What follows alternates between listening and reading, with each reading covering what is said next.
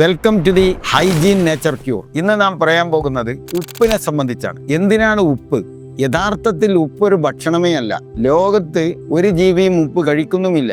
മനുഷ്യനാണിത് കഴിക്കുന്നത്. മനുഷ്യൻ അത് കഴിക്കേണ്ടി വരാൻ ഒരു കാരണമുണ്ട്. വേവിച്ച് തിന്നുന്നവർ മനുഷ്യരാണ്. അപ്പോൾ വേവിക്കുമ്പോൾ ഭക്ഷണത്തിന്റെ യഥാർത്ഥ ടേസ്റ്റ് നഷ്ടപ്പെടും. ഒരു കക്കിരിക്ക നിങ്ങൾ എടുത്ത് നേരെ തിന്നാൽ നല്ല ടേസ്റ്റാണ്, പക്ഷെ അത് പുഴുങ്ങി കഴിച്ചതിന് ശേഷം നോക്കുമ്പോൾ അതിന് ടേസ്റ്റ് കുറയുന്നു. അവിടെ നമ്മൾ അല്പം ഉപ്പ് ചേർക്കുമ്പോൾ മറ്റൊരു രുചി നമുക്ക് ആസ്വാദ്യകരമായി തോന്നുകയാണ്. അതുകൊണ്ട് തന്നെ വേവിച്ച് ഭക്ഷണം കഴിക്കുന്ന നമ്മളെ സംബന്ധിച്ചിടത്തോളം ഉപ്പ് അല്പസ്വല്പം അത്യാവശ്യമായിരിക്കും. പക്ഷേ ഈ ഉപ്പ് എന്ന് പറഞ്ഞ സാധനം BP വർദ്ധിപ്പിക്കുന്നുണ്ട്, രക്തം മലിനമാക്കുന്നുണ്ട്, ശോധന കുറക്കുന്നുണ്ട്, മൂത്രത്തിൽ കടച്ചിൽ UTI എന്ന് പറയും, യൂറിനറി ട്രാക്ട് ഇൻഫെക്ഷൻ ഉണ്ടാക്കുന്നുണ്ട്, കിഡ്നിയിൽ കല്ല് വരുത്താൻ അത് കാരണമാകുന്നുണ്ട്, പിത്തസഞ്ചിയിൽ കല്ല് വരാൻ കാരണമാകുന്നുണ്ട്. അതുകൊണ്ട് ഉപ്പിന്റെ അളവ് സാധ്യമാകുന്നതിന്റെ പരമാവധി കുറക്കണമെന്നാണ് ആദ്യമായി പറയാനുള്ളത്.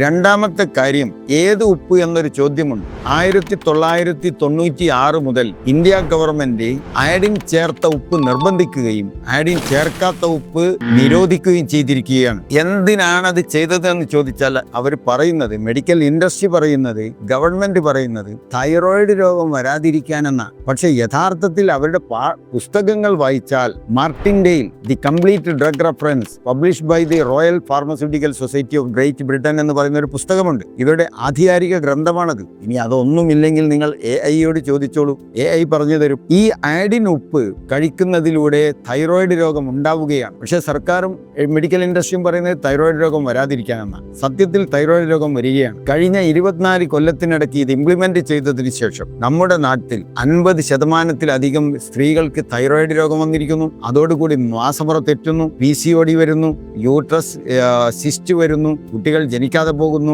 ടെൻഷൻ കൂടുന്നു, ഇങ്ങനെ തുടങ്ങി അസംഖ്യം രോഗങ്ങൾ ഇതുവഴി ഉണ്ടാകുന്നു. തൈറോയിഡ്, ഹൈപ്പോ തൈറോയിഡ് എന്ന രോഗം ഉണ്ടാകുന്നു, ഹൈപ്പർ തൈറോയിഡ് എന്ന രോഗം ഉണ്ടാകുന്നു, അതുപോലെ തന്നെ ഗോയിറ്റർ എന്ന രോഗം വരുന്നു.